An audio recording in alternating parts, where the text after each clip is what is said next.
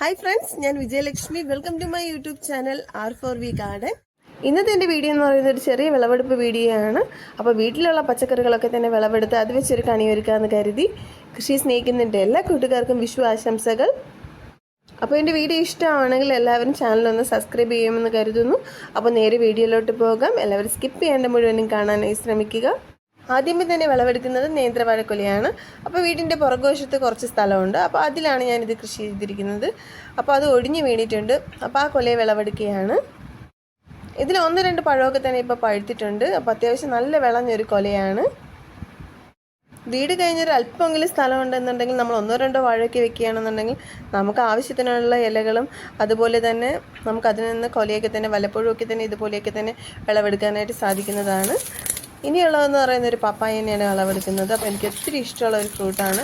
അപ്പോൾ അതിൻ്റെ ഒരു ചെടി വെച്ചിട്ടുണ്ട്. അപ്പോൾ അതിൽ നിന്നാണ് ഈ പപ്പായ വിളവെടുക്കുന്നത്. ഇത് പഴുത്ത പപ്പായൊന്നുമല്ല, പച്ച പപ്പായ തന്നെയാണ്. അപ്പോൾ അതും കൂടി വിളവെടുത്തിട്ടുണ്ട്. ഇനിയുള്ള പച്ചക്കറികളൊക്കെ തന്നെ വിളവെടുക്കുന്നത് ടെറസ് ഗാർഡനിൽ നിന്നാണ്.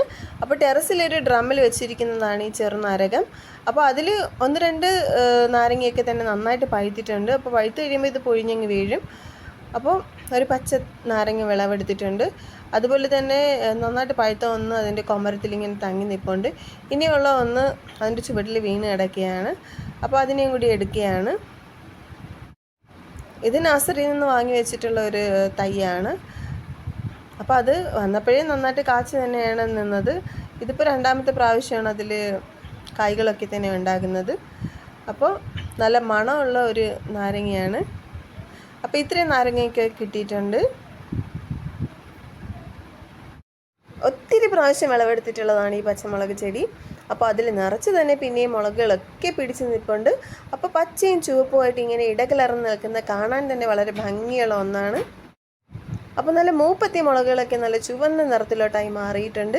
അപ്പോൾ അവയെല്ലാം തന്നെ വിളവെടുക്കുകയാണ്. അപ്പോൾ വേഗത്തിൽ പച്ചമുളകുകളൊക്കെ തന്നെ വിളവെടുക്കാം.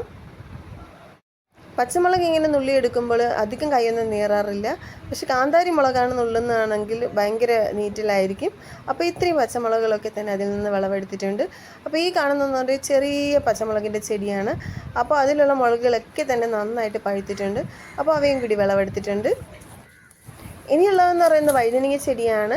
അപ്പോൾ നന്നായിട്ട് പഴുത്തൊരു വഴുതനങ്ങയാണിത്. അപ്പോൾ ഇനി ഇത് വിത്തിന് വേണ്ടിയിട്ട് ഉപയോഗിക്കാം.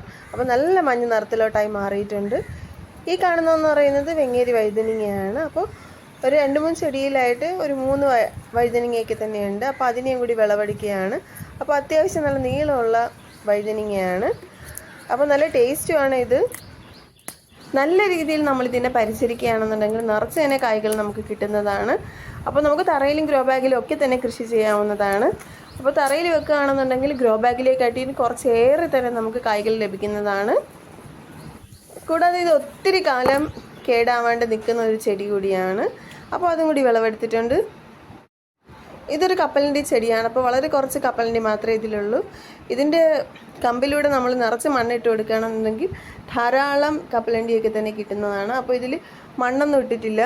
അപ്പോൾ വളരെ കുറച്ച് കപ്പലണ്ടി മാത്രമേ ഉള്ളൂ. അപ്പോൾ ചെടി ഉണങ്ങിയിട്ടുണ്ട്, അങ്ങനെ പുഴുതു നോക്കിയിട്ടുണ്ട്. അപ്പോൾ അതിലുള്ള കപ്പലണ്ടികളൊക്കെ തന്നെ നമുക്ക് വിളവെടുക്കാവുന്നതാണ്. അപ്പോൾ ഇത് പച്ച കപ്പലണ്ടി വാങ്ങിച്ചപ്പോൾ ഞാൻ നട്ടിട്ടുണ്ടായിരുന്നതാണ്. അപ്പോൾ ഇതിൽ നല്ല മഞ്ഞ കളറിലെ പൂക്കളൊക്കെ തന്നെ വരും.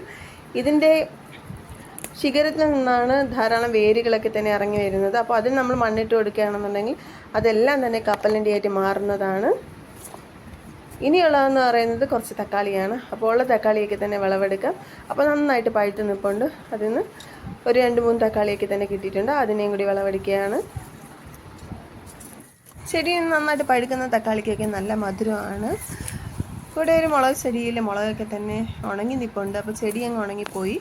അപ്പോൾ അതിലുള്ള മുളകും കൂടി എടുക്കുകയാണ്. അപ്പോൾ നന്നായിട്ട് വറ്റൽ മുളകായിട്ട് മാറിയിട്ടുണ്ട് അത്. ഇനി തൊണ്ടമുളകിൻ്റെ ഒരു ചുവടാണിത്. അതിൽ നിൽക്കുന്ന മുളകും കൂടി വിളവെടുക്കുക. അപ്പോൾ നല്ല ഓറഞ്ച് കളറും ചുവന്ന നിറത്തിലൊക്കെ ആയിട്ട് നിൽപ്പുണ്ട്. അപ്പോൾ അതിനെയും കൂടി വിളവെടുക്കുകയാണ്. അപ്പോൾ ചെറുതായിരിക്കുമ്പോൾ തന്നെ കഴിക്കുന്ന ഒന്നാണ് ഈ തൊണ്ടമുളക് എന്ന് പറയുന്നത്. അപ്പോൾ കാണാനും വളരെ മനോഹരമാണിത് ചെടിയിൽ നിൽക്കുമ്പോഴത്തേക്കും. അപ്പോൾ ഇത്രയും മുളകുകളൊക്കെ തന്നെ വിളവെടുത്തിട്ടുണ്ട്.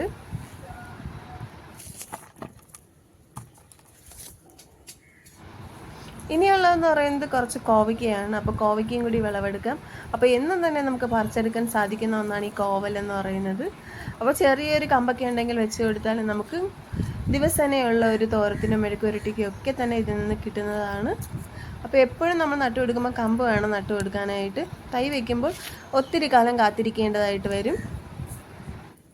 അപ്പോൾ ഇതിൽ നിന്നുള്ള കോവയ്ക്കൊക്കെ തന്നെ വിളവെടുക്കുകയാണ്. അപ്പോൾ പച്ചയിൽ നല്ല വെള്ള കളറിലെ ലൈനൊക്കെ ഉള്ള കോവയ്ക്കയാണ്.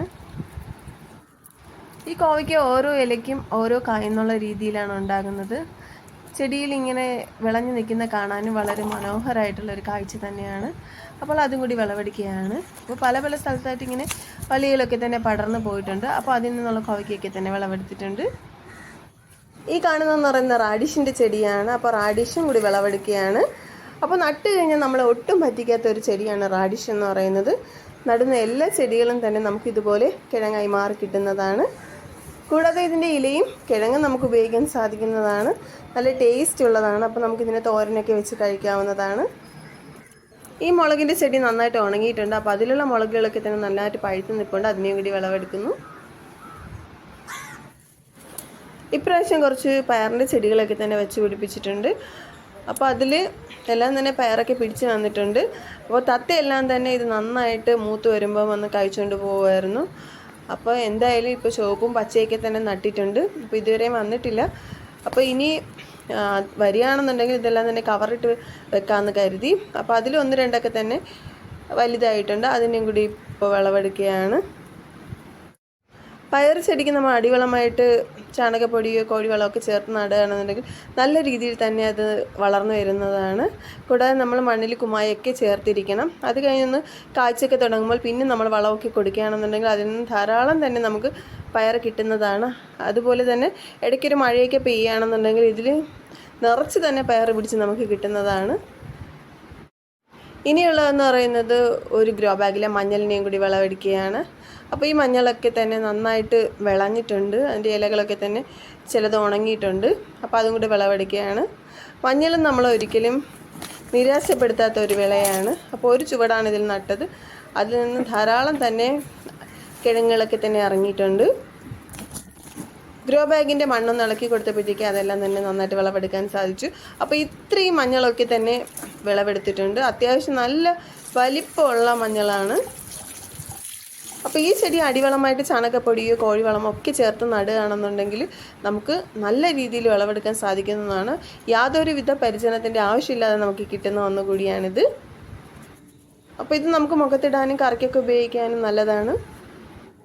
ഇനിയുള്ളതെന്ന് പറയുന്നത് കുറച്ച് ചീരയാണ്. അപ്പോൾ കുറച്ചേറെ ചീരകളൊക്കെ തന്നെയുണ്ട്. അതിൽ നിന്ന് കുറച്ച് ചീരയും ഇപ്പോൾ വിളവെടുക്കുകയാണ്. അപ്പോൾ ഇത് മൈപ്പീലി ചീരയാണ്. മറ്റേത് ചുവപ്പും പച്ചയും കൂടി ഇടകലർന്നിട്ടുള്ളൊരു ചീരയാണ്. അപ്പോൾ അതിനെല്ലാം തന്നെ വിളവെടുക്കുകയാണ്. എപ്പോഴും തോട്ടത്തിൽ ഒരു തോരത്തിനുള്ള ചീര എപ്പോഴും കാണും. അപ്പോൾ എന്നും തന്നെ വിളവെടുക്കാൻ സാധിക്കുന്ന ഒന്നാണ് ചീര എന്ന് പറയുന്നത്. അപ്പോൾ മറ്റു വിളകൾക്കൊക്കെ ഒരു ചെടി പൊടിച്ച് നിൽപ്പുണ്ട്.